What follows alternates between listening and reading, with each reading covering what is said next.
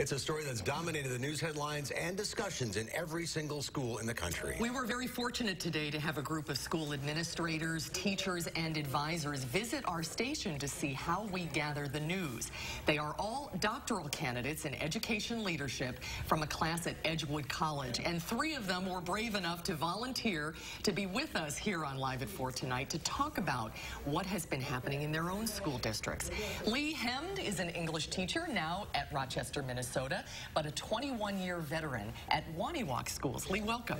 Thank you. Nice to have you here. Ron Schlicht is an associate principal at McQuantico High School. Thank you for doing this with us, Ron. And Kurt Cohen is the activities director at Darlington High School. Welcome. Welcome all. Thanks to all of you for doing this with us. I can't even imagine when you all became educators that you would think this was something that was going to be in your job description. But tell us a little bit about the kinds of conversations you're having in your districts after what happened in Florida. Lee, why don't we start with you? Okay.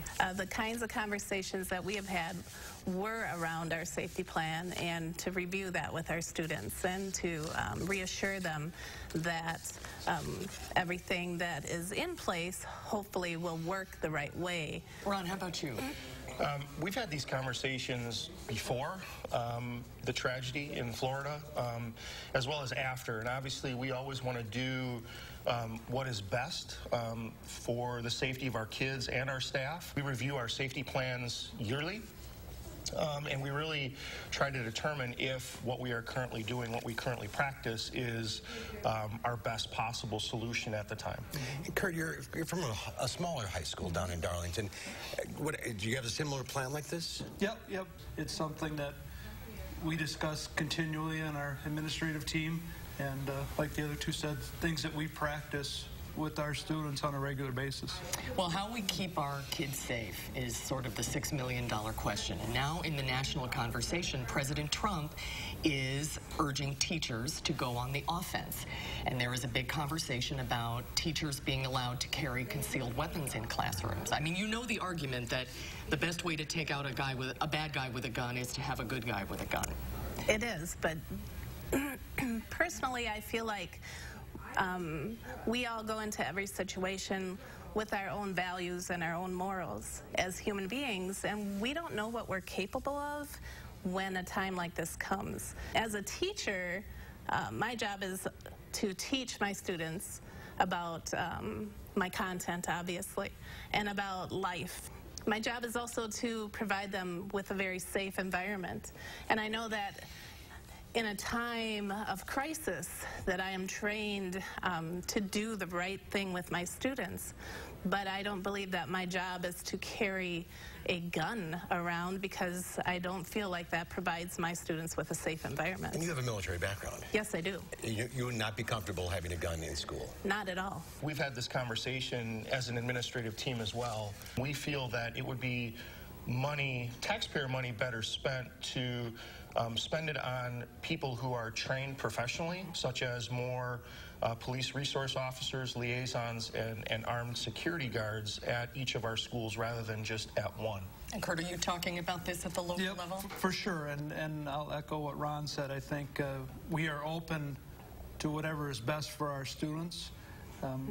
Right now, I don't know if we're at that point, though, where the best option is arming our staff. On that topic, I'm interested in this as well. A lot of students are facing a lot of mental health challenges, which is a very delicate and complicated issue. But how do you now approach students who have mental health challenges without seeing them as a potential threat? Wow, that's quite a question. As a teacher, I build that relationship with every student who comes into my classroom. I get to know them. I have conversations with them. We share our personal lives because I feel that that's a way that as a teacher I can connect with each and every one of my students, and I understand that some of my students have anxiety issues or have mental health issues that we work with in the classroom. And then as a school, we have those mental health resources in our building. And with the former student in Florida, there were warning signs, but they weren't heeded.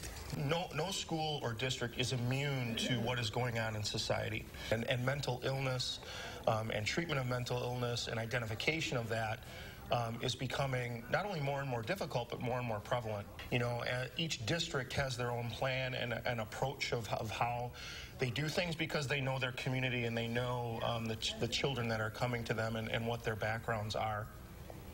I think creating an awareness, not only with our teachers, but with other students about what kids may be going through and what they're experiencing, and to let kids know that, and parents know that they do have resources within the school that they can come to for help. And if we don't have that ability to provide that within the school, we have connections in the community also where we can lead them in a direction to possibly get some help. Kurt, we'll leave you with the last word today. We're being the representative from the small rural district, you know, we definitely have some challenges with some of those resources at times. We can maybe make some of those connections, teacher to student, administrator to student, and reach that individual a little more one-on-one. I think just that you're talking about it is so reassuring. It really is it's such an important first step. Thank you guys for doing this with us today. We really appreciate it. Keep up the good work. Appreciate it. Thank you. Well, still ahead, it's one of the most anticipated events of the Winter Olympics, women's figure skating. But all three American skaters struggled while Team Russia